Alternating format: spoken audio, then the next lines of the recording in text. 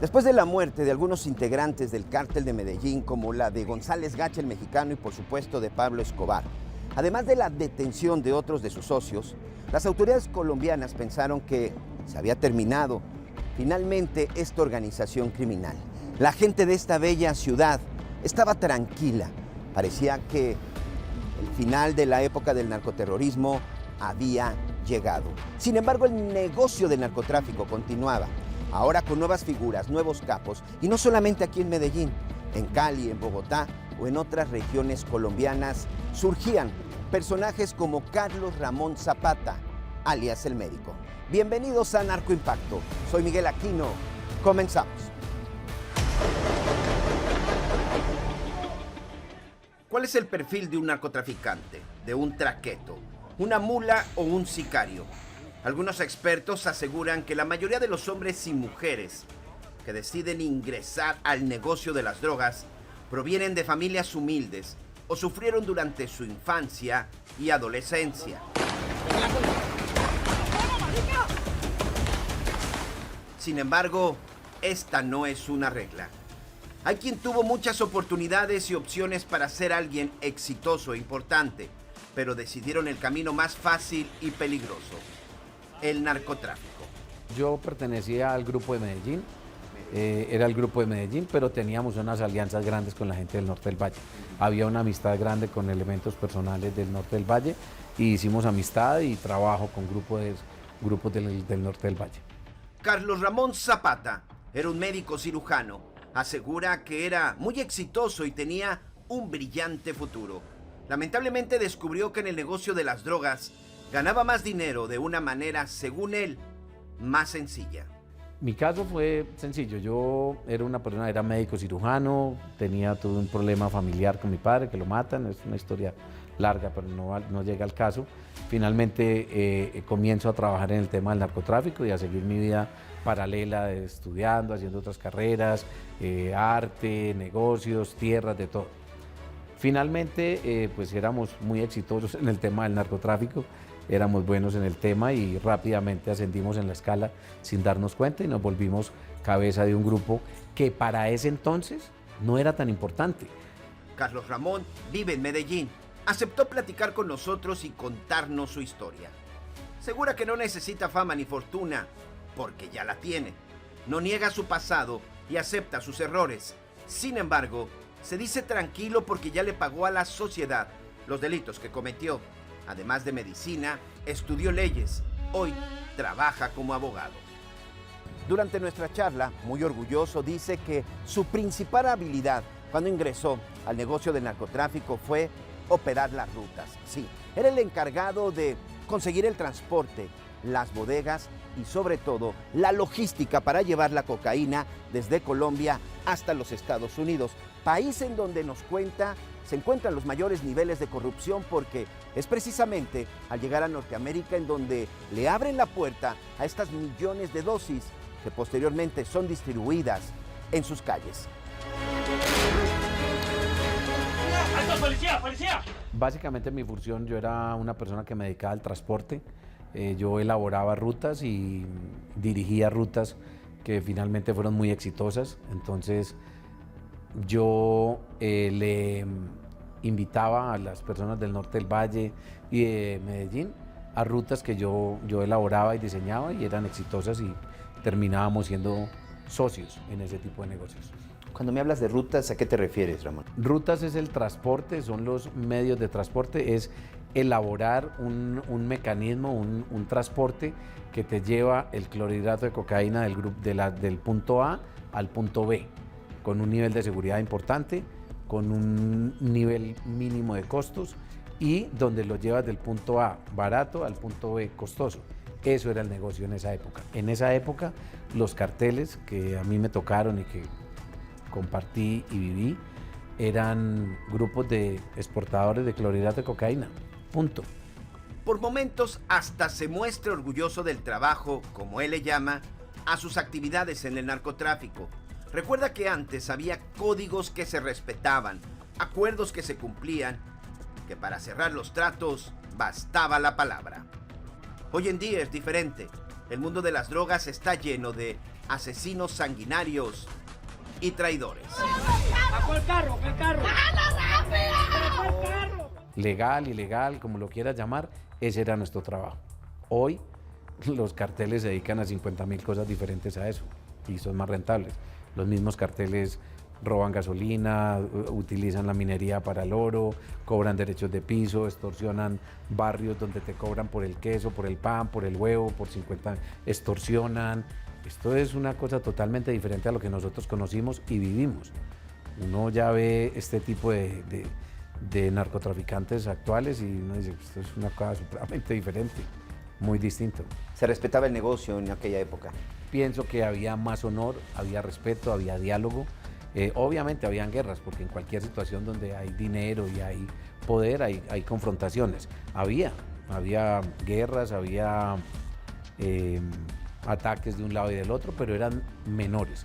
Había diálogo, había una jerarquía, había un orden en los carteles, se respetaba quién era quién y la palabra se respetaba. Cuando tú hacías una negociación con alguien de mano o de palabra, eso era sagrado. A mí me tocó vivir esa época. Pero esto no era un cuento de hadas. A pesar de que Carlos Ramón se sentía intocable y sobre todo que tenía un gran poder gracias a las grandes cantidades de dinero que ganaba con el trasiego de la cocaína, todo se acabaría y era el momento de enfrentar a la justicia.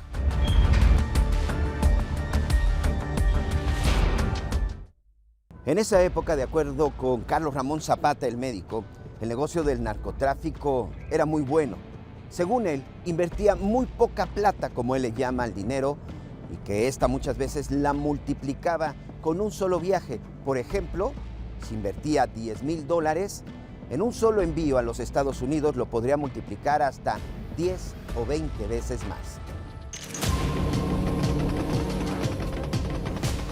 Carlos Ramón Zapata, el médico, sabía que tarde o temprano el negocio de las drogas le cobraría una factura muy alta, pero como sucede con la mayoría de los narcotraficantes, creía que tenía el mundo a sus pies. Durante la charla nos cuenta detalle a detalle la forma en la que lograba grandes ganancias. Al contarlo, parece muy sencillo, mucho más que ganarse un premio de la lotería. De alguna u otra forma, en la época en la que a ti te toca, es ya una estructura empresarial. No sé si me puedes platicar un poco acerca de cuánto costaba sacar la cocaína, el clorhidrato de cocaína de Colombia, el costo de Centroamérica, México y finalmente el mercado de los Estados Unidos. ¿Cómo es toda esa operación para tratar de entenderla de por qué el negocio del narcotráfico en su momento fue un negocio que dejaba mucho dinero y, como me decías, hoy está abaratado, ¿no? Sí, mira, eso resume lo que ha sido la guerra contra las drogas, que en mi opinión personal es un fiasco total. Es un fiasco total porque parte de la base de lo siguiente. En nuestra época, un kilo de clorhidrato de cocaína valía 4 millones y medio de pesos, 5 millones de pesos. Que para efectos de lo que era el dólar en esa época, que eran 3.000, 2.000 pesos, equivalía a 2.000, 3.000 dólares. Hoy, $3,000 el kilo de cocaína. El kilo de cocaína acá en Colombia. Okay. El transporte de ese kilogramo de clorhidrato de cocaína equivale a la tercera parte del precio final donde lo estás direccionando. Si tú vas para Europa y allá se vendía en esa época 30.000 o hablábamos de dólares porque no existía el euro. Un kilo. 25, 30.000. El médico repitió en más de una ocasión que era el mejor a la hora de planear las rutas del trasiego de drogas. Pero no solo para conseguir los mejores puntos para almacenar la cocaína, los mejores cruces entre México y Estados Unidos, sino también para conseguir los mejores costos. En esa época, el transporte, si tú divides esos 30.000 en terceras partes, son $10.000. El costo del transporte era $10.000.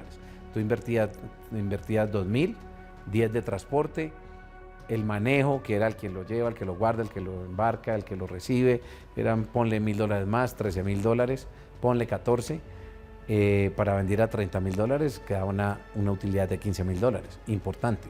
Ahora, supongamos, hagamos el ejemplo con Miami. Yo compro 1 kilo por $2.000. Miami, pongámosle un precio final de $20.000. Entonces el transporte son 6.000, 6.500, 7.000. 6 y 2, 8, 1.000 y pico de manejo, son 9.000, son $10.000 básicamente, que invierte el narcotraficante, o invertía el narcotraficante en ese momento, por 1 kilogramo de cocaína, 10.000. Vas y lo vendes de primera mano en $20.000, que son las personas locales que viven en los Estados Unidos, que son las personas que te reciben el cargamento de primera mano. Lo primero que hace esa persona que te lo paga en $20.000, tú sacas tus 10.000 de costos y los 10.000 adicionales pues los traes de utilidad nuevamente a Colombia para volver a arrancar. Pero ¿cuándo es el momento de retirarse? ¿Cuál es la señal para saber que es el momento oportuno? Aunque muchos aseguran que en el negocio de las drogas nadie puede jubilarse, quien entra solo tiene 2 caminos, la cárcel o la muerte. Había veces que se habían negociaciones que se ganaba un poco más, pero sí, era el doble. En el inicio, en la época de los 80 y 90, cuando vendían a $60.000, $70.000, obviamente que esta gente sí ganaba muchísimo más. Entonces el negocio cuando nos toca a nosotros era de volumen, sí, se ganaba dinero, pero con respecto, por ejemplo, directamente a los Estados Unidos o México, era doblar la plata, no más. Hay países donde sí era mucho más rentable, Europa, Australia, otros países donde sí eran 4, 5, 6 veces la inversión. Recientemente, Carlos Ramón Zapata vivió en los Estados Unidos. Nos compartió una reflexión. El negocio de las drogas no termina, porque esto no conviene a muchos en la Unión Americana. El dinero, dice, que se obtiene por la venta de drogas, que deja miles de millones de dólares al año, ingresa al sistema financiero de los países involucrados. Entonces a la persona de primera mano y ya segunda mano y tercera mano que van pasando, distribuidores menores, ya quedan valiendo 120.000, ya quedan recopilando $120.000, de los cuales sacaron 20 de la inversión inicial y quedan $100.000 de utilidad en toda esa cadena de distribución dentro de los Estados Unidos. Esos $100.000, sí, alguien dirá, es que esa plata estaba dentro de los Estados Unidos, pero en la calle, ilegal. Esa plata termina entrando al sistema financiero y mientras el colombiano saca 10.000 efectivos, netos, los 100.000 se quedan en los Estados Unidos, en la economía formal. Sí, porque finalmente el dealer que obtiene ese dinero termina comprando un auto, termina comprando una propiedad, comprando comida, comprando ropa, es decir, lo utiliza de modus vivendi. En el sistema financiero y lo hace legal. Porque cuando tú estás comprando droga no te reciben cheque ni tarjeta de crédito, es en efectivo, un efectivo que está en la calle, en un sector gris y termina en los bancos, en lo que tú dices, carros, carteras, zapatos, mercado, comida y entra al sistema financiero. Entonces, ¿cuánto se ganaba realmente la persona que hacía eso? $10.000. La persona que exportaba 1 kilo de cocaína ganaba por 1 kilo $10.000. Ese era el negocio como tal. Sin dudarlo, califica la lucha contra las drogas en Colombia, México y Estados Unidos como una farsa. Yo pienso que no es que se haga que se combate y no se combate, es que finalmente a nadie le interesa que el negocio se acabe. Alrededor de la guerra antidrogas hay una cantidad de agencias americanas y colombianas que viven de ese letrero que es la guerra contra las drogas. Que si tú vas a ver hoy, la droga, los cultivos nunca habían llegado a 120.000 hectáreas de sembrados en Colombia, nunca habían estado en ese nivel. La droga nunca había estado tan barata como hoy. Tengo entendido por los clientes que manejo que hoy 1 kilogramo de cocaína en México vale 9.000 o menos. ¿Por qué? Porque hay demasiada oferta, demasiada oferta. El consumo está disparado, pero ya no solo de cocaína, es que ya hay 15, 17 drogas adicionales a la cocaína que están en el mercado americano, que aquí ni siquiera se conocen. Pero llegó el momento de caer, de rendir cuentas a la justicia. La vida criminal de Carlos Ramón Zapata estaba cerca de su fin. Decidió entregarse a las autoridades de Estados Unidos. Su cabeza ya tenía precio. Yo era narcotraficante y de los buenos. Y lo hicimos grande y yo no me quejé cuando fui a mi negociación. Sí, yo lo hice y lo debía y tenía que pagarlo. Lo hice. Cuando llegamos a la negociación, hicimos una cantidad de cooperaciones con el gobierno, no como la gente ve que había que sapear al uno y sapear al otro. Nada de eso. Entregamos una cantidad de mercancía grande que teníamos guardada, entregamos toda nuestra estructura de toda la organización que teníamos en nuestro cartel, porque era un grupo básicamente de familia. Lo desarticulamos, entregamos todo lo que teníamos disponible, todo nuestro parafernalia de trabajo, todos los equipos de logística se entregaron, conseguimos unas cooperaciones y tuve la suerte de haber pertenecido en ese momento a un tema que se volvió terrorismo, que era la persecución de un príncipe árabe que estaba en la financiación de las Torres Gemelas, y yo testifiqué en ese juicio. Eso fue lo que me ayudó a mí en mi sentencia para salir con 5 años. Eso me dio a mí la posibilidad de quedarme en los Estados Unidos, viviendo en los Estados Unidos, con la seguridad, porque uno en ese momento pensaba que si tú salías con menos de 30 años ibas a llegar a Colombia y te iban a matar. Todas las personas que han venido en ese proceso y han salido y han cooperado de una u otra manera, cada cual tiene su manera de cooperar, terminan su tiempo, algunos se quedan en los Estados Unidos por seguridad, pero finalmente todos se aburren y todos vuelven a Colombia.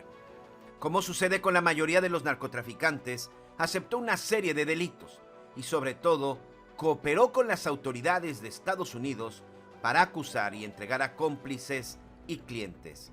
Esto le daría muchos beneficios.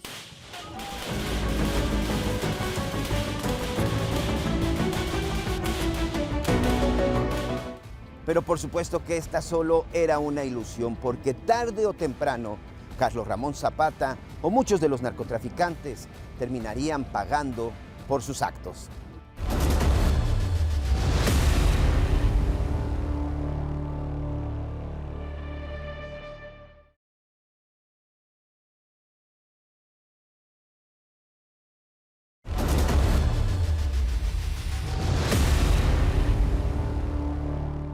Y así como comenzó en el negocio, de un momento a otro, esas grandes ganancias y sobre todo el gran negocio que hacía Carlos Ramón Zapata se esfumó. Fue detenido y extraditado a los Estados Unidos. Llegó la hora de negociar. Carlos Ramón Zapata, el médico, fue enviado a una celda norteamericana y fue cuando entendió cuál era la forma más rápida de concluir su juicio. Lograr una sentencia mínima y, sobre todo, no perder la mayoría de su fortuna producto del narcotráfico. Llega la Operación Milenio, que era una operación la Operación Milenio no estaba encaminada a nuestro grupo de Medellín. Era una operación direccionada por el Grupo 43 de la DEA al norte del Valle, que era realmente exitoso. ¿Qué es lo que pasa? Que el norte del Valle, en esa época, te estoy hablando del año 99-2000, era un grupo muy cercano a los directores de la policía. Okay. Entonces los directores de la policía cambiaron las cabecillas de esa Operación Milenio, sacaron a las personas importantes del norte del Valle y le direccionaron a un grupo de Medellín que sí, yo no digo que no éramos narcotraficantes, pero te voy a decir, de los 38 y 39 que eran de la Operación Milenio, habían 7 importantes. El resto eran gente del montón. Había un señor que era el que nos distribuía los teléfonos clonados. Un trabajo totalmente aparte. Vender teléfonos clonados y lo ponen como jefe de comunicaciones. Nos reveló algunos detalles de la forma en la que autoridades de la agencia antidrogas, la DEA, realizaban sus negociaciones. No siempre se van sobre el pez más grande. Bueno, yo sé que hay un laboratorio de cristal en tal parte en Oklahoma, donde sacan 100 kilos de cristal. Y conozco un lugar donde hacen fentanilo, donde hay tantos kilos de fentanilo. Y conozco unas casas de marihuana que siembran marihuana hidropónica y hay tantas libras, tantos. Y hay un colombiano que conozco que tiene 1 kilo o 2 kilos de cocaína. Ese, vamos por el colombiano. Pero yo decía, pero oíme, están hablando de 100 kilos de cristal acá en los Estados Unidos. No, eso no les llamaba la atención. Les llamaba la atención el kilogramo o los 2 kilogramos del colombiano que estaba ahí. Porque ese cliente que es arrestado en su cooperación trae 3 o 4 más. Esos 3 o 4 más, cuando son capturados en su cooperación, traen 16. Es una red exponencial en la cual no para. Entonces la guerra antidrogas parece súper exitosa. Hoy, hasta hace 3, 4 meses, las cifras en los Estados Unidos del sistema penitenciario son aproximadamente 2.100.000, 2 millones y pico de personas detenidas dentro de los Estados Unidos, en el sistema carcelario. De esos 2 millones y pico, 700.000 pertenecen al sistema federal y 1.300.000 pertenecen al sistema estatal. Dentro de todo eso, el 60% de todos los detenidos en el sistema penitenciario son negros americanos. Negros americanos. El 30% son latinos, mexicanos, colombianos, que están vinculados al negocio. El 5% son extranjeros no latinos, canadienses, australianos, chinos, japoneses, españoles, 5%. Y solamente el 5% son blancos americanos. Detalla que entre las principales estrategias de las autoridades de Estados Unidos es tratar de confiscar el mayor dinero posible y llevar a la cárcel a narcomenudistas. Pero ¿en dónde están los grandes traficantes y distribuidores de narcóticos? ¿Dónde están los Escobar, capos americanos? los ¿Dónde Rodríguez, están o los Chapos nada, en Estados los Unidos? chapos americanos? ¿Dónde están Sí. los banqueros que lavan el dinero? Ni uno, ni uno. No sé si te acuerdas, hace como 8 o 10 años, el escándalo en México del HSBC, Claro. que lavaron, Metieron cantidades. olvido la cifra, Sí, 2.400 millones de dólares, algo así. Ahora, si me preguntas cuál fue el castigo para el HSBC, te voy a decir, número de presos, 0. Personas relacionadas con el banco detenidas, 0.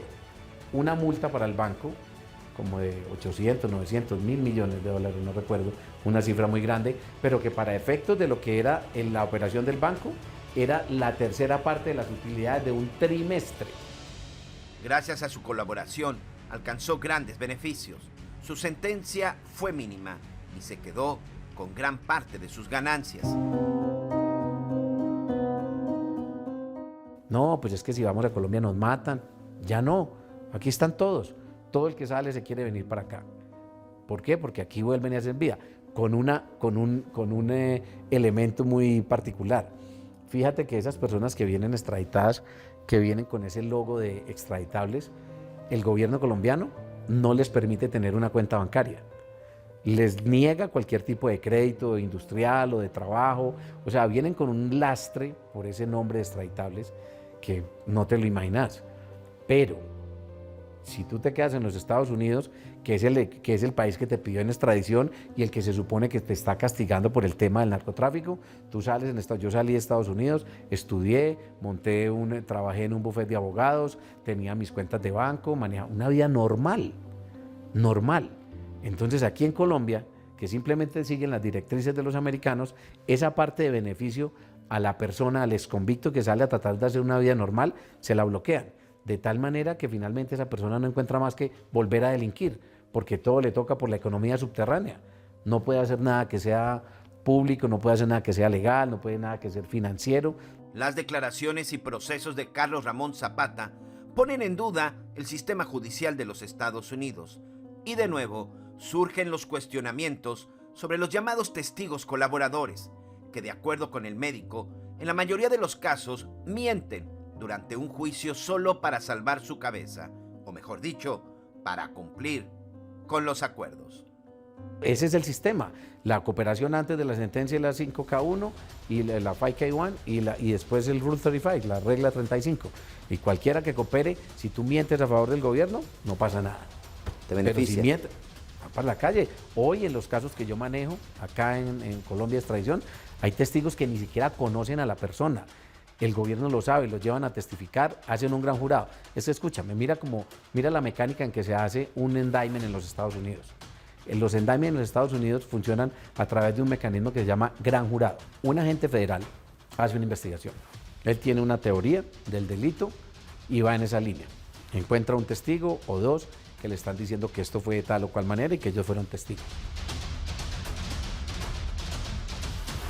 Pero no surgieron solamente algunos narcotraficantes como el médico. Por supuesto, hubo organizaciones que crecieron de manera importante tras el desmantelamiento del cártel de Medellín y del Cártel de Cali. Vamos a conocer un poco algunas de estas estructuras. Estoy hablando del Cártel del Valle del Norte. El Cártel de Cali y el Cártel de Medellín mantuvieron una lucha armada por más de 10 años, pero al inicio de la década de 1990 inició la caída de ambas organizaciones. Pablo Escobar Gaviria, alias el patrón del Cártel de Medellín, había muerto. Los hermanos Gilberto y Miguel Ángel Rodríguez Orejuela del Cártel de Cali fueron detenidos y entregados a Estados Unidos para ser procesados. Parecía que el narcotráfico perdía la lucha, pero policías corruptos alentaron la conformación de un nuevo grupo violento, aprovechando la falta de varones de la droga. Surgió el Cártel del Norte del Valle y el dirigente fue identificado como Orlando Henao Montoya, alias el Hombre del Overol. La nueva mafia operaba principalmente en el Valle de Cauca. Empezaron a financiar su negocio primero con asesinatos, secuestros y lavado de dinero. Ya cuando tuvieron la capacidad económica, comenzaron el trasiego. Como todos, su principal objetivo era los Estados Unidos. El Hombre del Overol logró alianzas con el Cártel de Juárez, que opera en Chihuahua, México. También hizo negocios con el Cártel de Sinaloa y el Chapo Guzmán. Tuvo relación con el Cártel de Tijuana y los hermanos Arellano Félix y el violento Cártel de los Zetas en Tamaulipas, así como la familia michoacana.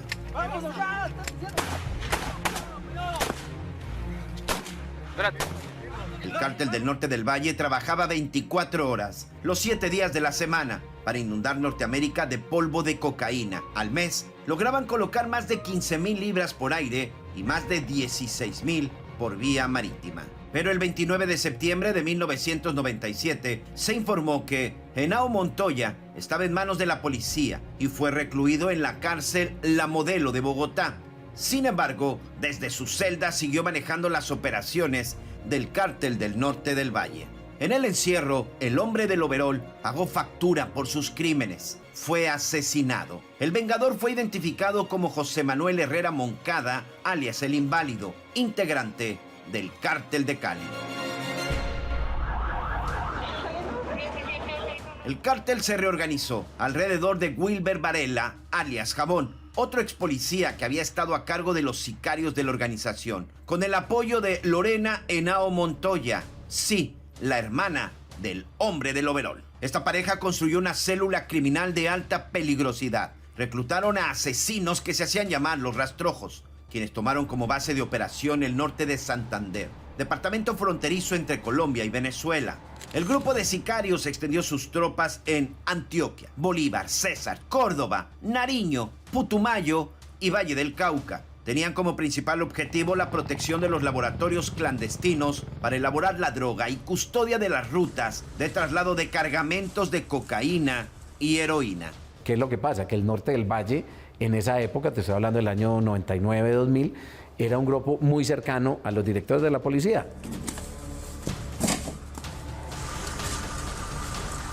Sin embargo, la lucha por el reino de las drogas rompió al cártel y Diego Montoya, alias Don Diego, creó un ejército privado que fue conocido como los Machos. Durante 6 años se reportó la guerra civil entre los Rastrojos y los Machos, hasta que en 2008 se dio de baja a Wilber Varela.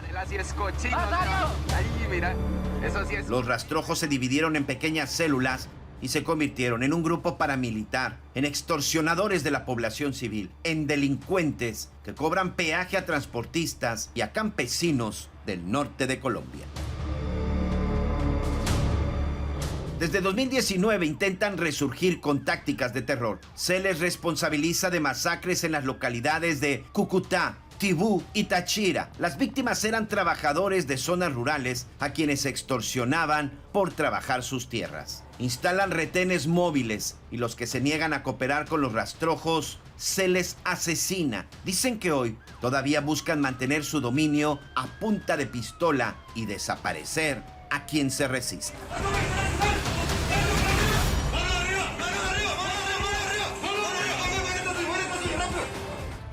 Esta organización criminal hasta el día de hoy continúa con operaciones en varios de los poblados colombianos.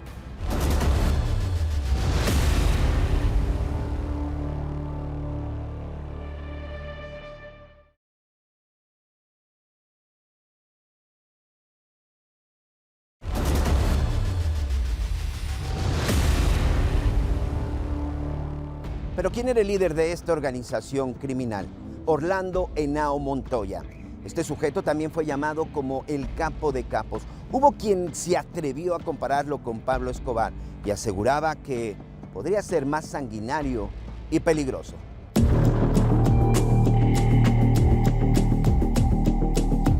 Él es José Orlando Henao Montoya, el mayor de 5 hermanos. Siempre vestía formal. Con un traje disimuló por varios años proteger la ley. Era integrante de la Policía Nacional de Colombia.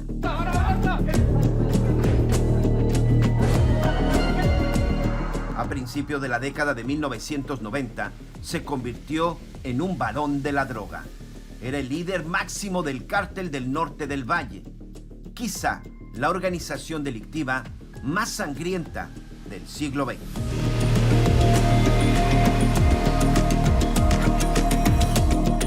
Sus enemigos lo conocían como el hombre del overol, porque trabajó para mantener el anonimato las operaciones mafiosas del cártel que nació en el norte de Santander. Corrompió a altos mandos de la policía, políticos y la fiscalía.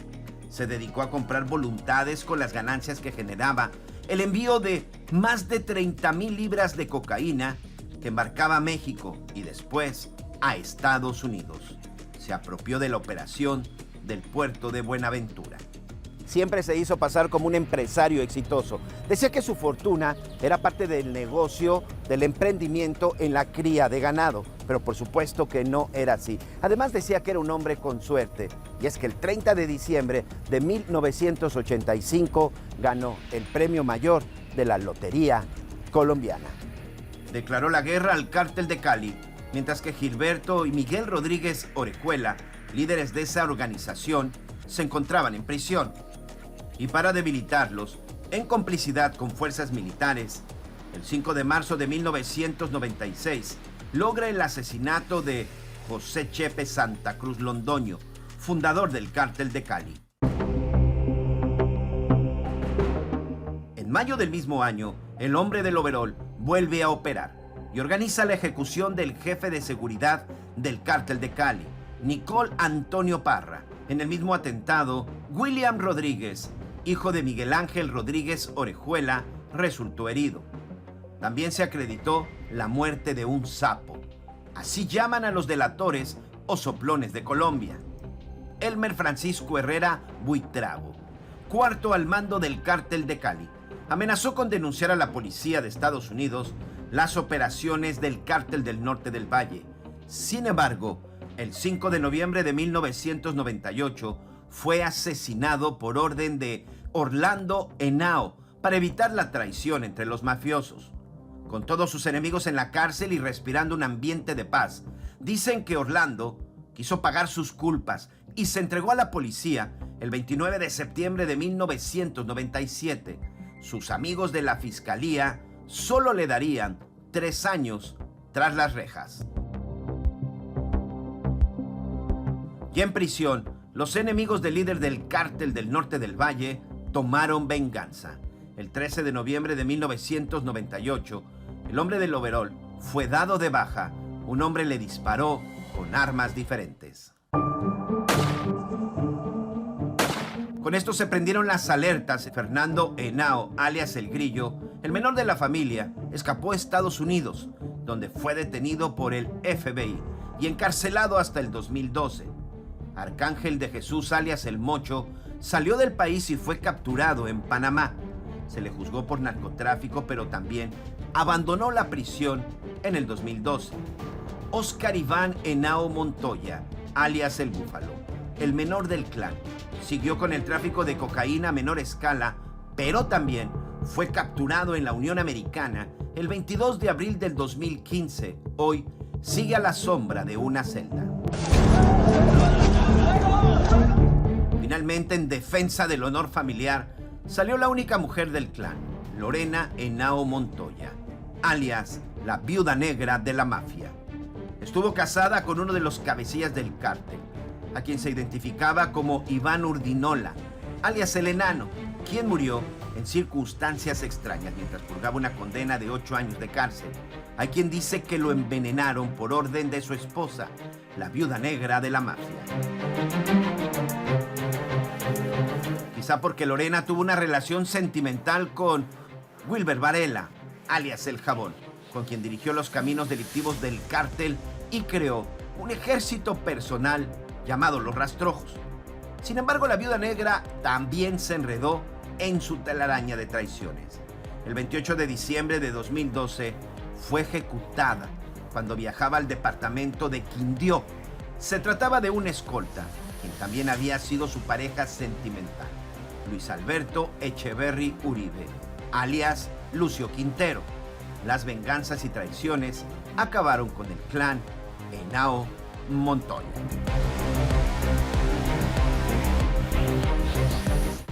El Clan del Golfo es otro grupo que hoy en día está manteniendo un control absoluto en el negocio de la droga.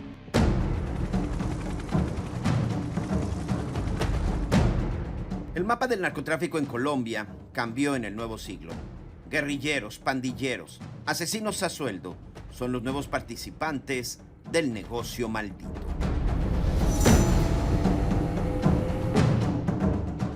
Una de las últimas unidades letales se manifestó en 2006. Un grupo armado, narcotraficante y terrorista, el Clan del Golfo. Este grupo ha cambiado varias veces de nombre en los últimos 17 años. Se hacen llamar el Clan Úsuga, los urabeños o las autodefensas gaitanistas de Colombia. El Clan del Golfo nació tras la desmovilización de las Autodefensas Unidas de Colombia. Daniel Rendón Herrera, alias Don Mario, un paramilitar proveniente del bloque Centauros de las Autodefensas, fue quien llevó a la célula delictiva al camino de las drogas.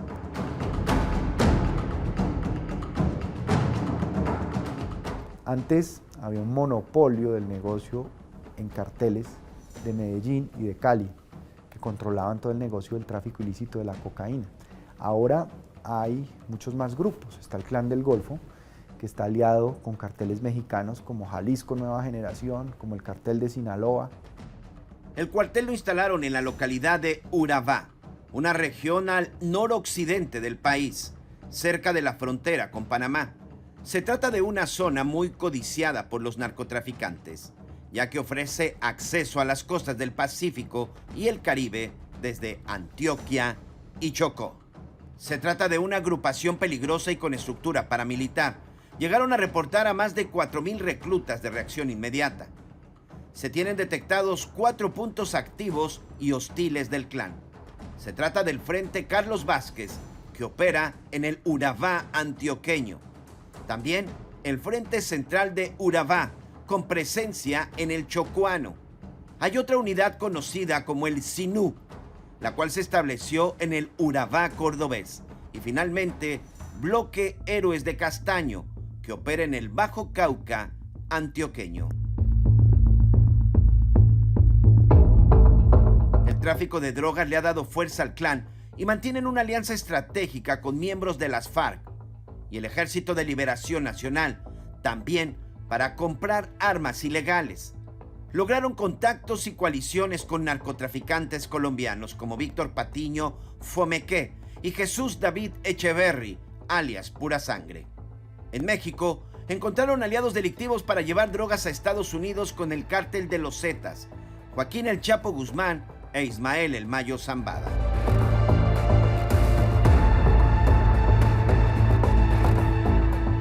Para el Clan del Golfo, Venezuela y Panamá también sirven como centros de operación. Desde ahí concretan envíos aéreos de cocaína y heroína que llegan hasta España, Bélgica y los Países Bajos. Los integrantes del también llamado el Clan Los Urabeños están armados hasta los dientes. El gobierno de Colombia alertó que estos delincuentes utilizan pistolas calibre 9 milímetros, revólveres 38 especial, fusiles de largo alcance y UCIs, ametralladora M60 y fusiles soviéticos AK-47, de los llamados cuernos de chivo.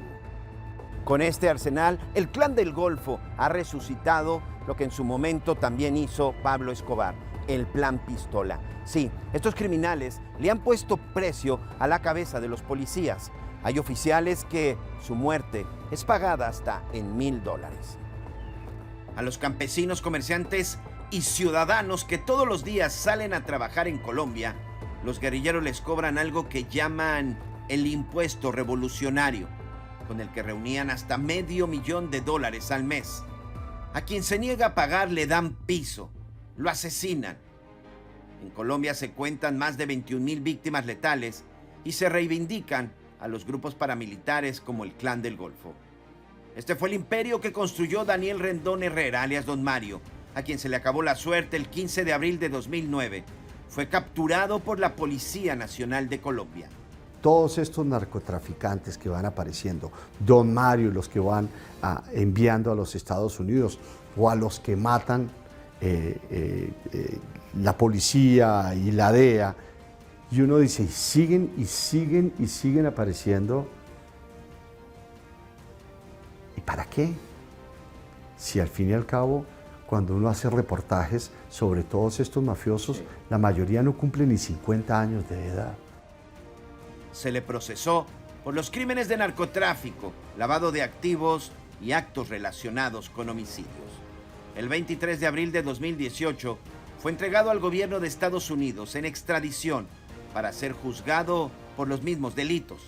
Un tribunal de Nueva York lo condenó a 40 años de prisión.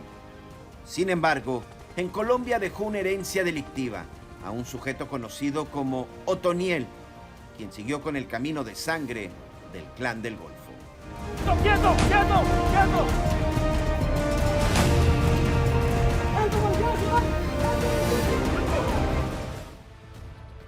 Por fortuna, la carrera de este criminal no duró tanto tiempo y finalmente fue detenido por las autoridades.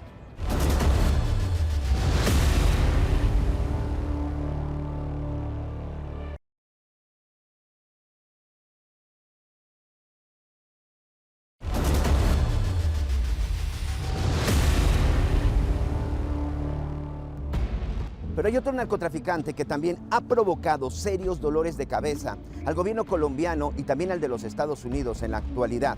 Es el líder del llamado Clan del Golfo, Dairo Antonio Úsuga. Este sujeto para muchos es peor que Pablo Escobar Gaviria.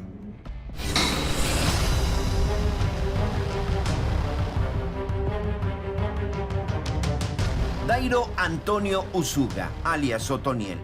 Dicen que fue el último varón de la droga en Colombia. Lo respaldan 35 años de carrera delictiva.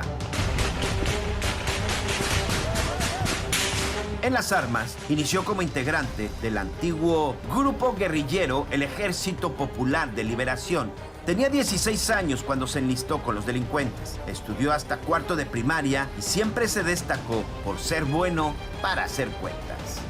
En el frente de combate estuvo con las fuerzas paramilitares, autodefensas campesinas de Córdoba y Urabá. Trabajó con Daniel Rendón Herrera, alias Don Mario, con quien fundó la organización criminal Los Urabeños y que después se convirtió en el Clan del Golfo. Sin embargo, Don Mario fue detenido y extraditado a Estados Unidos. El 15 de abril de 2009, Otoniel tomó las riendas del grupo guerrillero y lo convirtió en una organización criminal transnacional.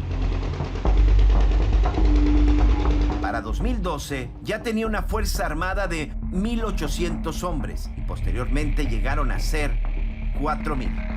A sangre y fuego consiguió alianzas con grupos guerrilleros para el tráfico de drogas y cobro de impuesto revolucionario. Sus socios eran integrantes de las Fuerzas Armadas Revolucionarias de Colombia, las FARC, el Ejército de Liberación Nacional y el Ejército Popular de Liberación. ¡Acompaña, acompaña!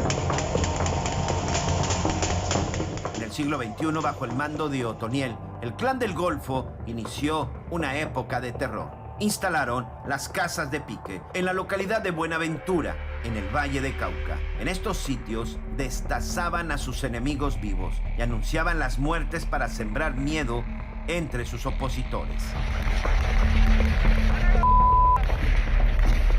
Dairo Antonio aprendió deprisa el negocio del narcotráfico y lo potenció con la estrategia guerrillera. Estados Unidos lo consideró un riesgo de seguridad nacional y mandó una solicitud de extradición. Otoniel, que pues ha debido entregar su plata acá y ha debido entregar la verdad que conoce sobre los vínculos de los mafiosos y de los narcotraficantes con miembros de los organismos de seguridad del Estado que facilitan el crimen, que facilitan infiltrados en esos organismos de seguridad la posibilidad de que estas mafias puedan prosperar. Y tener un enfoque más integral de la política de drogas. La política de drogas hay que reformarla, hay que reformularla. Y llegó el momento en el que las autoridades de Estados Unidos lanzaron una orden de captura en contra de Otoniel. Se le acusaba de violencia extrema, tráfico de drogas y lavado de dinero. Su cabeza tenía un precio por $5 millones. El 15 de febrero de 2015 se aplicó la operación Agamenón, el primer intento para detener al líder del Clan del Golfo, el dueño de 30,000 libras de droga mensuales de exportación. Ocuparon a 1,200 policías para la búsqueda de alias Otoniel, el doble de los que utilizaron para matar y localizar a Pablo Escobar Gaviria, pero no hubo resultados. El 31 de marzo de 2016, el líder del Clan del Golfo llamó a un paro armado. Sitiaron a casi 80 municipios en Antioquia, Sucre, Córdoba, sur de Bolívar, Chocó, el norte de Santander y varios barrios de Medellín. Quemaron vehículos, ordenaron el cierre de escuelas y establecimientos comerciales, todo para reclamar la muerte de un integrante de la guerrilla identificado como Jesús Durango Restrepo, alias Guaguá o Rubiel. En el paro asesinaron a 6 policías, 2 militares y 2 civiles. En junio de 2017 se aplicó la operación Agamenón 2 y ahora se utilizaron a 3,200 elementos de las fuerzas de seguridad. Acosan a Otoniel y lo obligan a esconderse. El 23 de octubre del 2021 se concreta la operación de captura contra Dairo Antonio Úsuga. Lo ubicaron en el Cerro Yoqui de la localidad de Necoclí. El gobierno de Colombia calificó la acción como un éxito histórico. Este es el golpe más duro que se le ha propiciado al narcotráfico en este siglo en nuestro país. Y este golpe es solamente comparable con la caída de Pablo Escobar en los años 90. Alias Otoniel era el narcotraficante más temido en todo el mundo. Alias Otoniel, al momento de su captura, tenía una fortuna efectiva de $16.3 millones invertidos en 48 inmuebles. Durante su detención, se le informó que había más de 120 procesos abiertos por crímenes de narcotráfico, homicidio y otras acciones violentas. El 4 de mayo de 2022, Otoniel fue extraditado a Estados Unidos. Ante el jurado, ha reconocido su culpabilidad, intentando que le reduzcan la sentencia y que le acepten el pago de $216 millones para reparar el daño por el tráfico de drogas. Otoniel sigue esperando una respuesta del juez a su propuesta de negociación.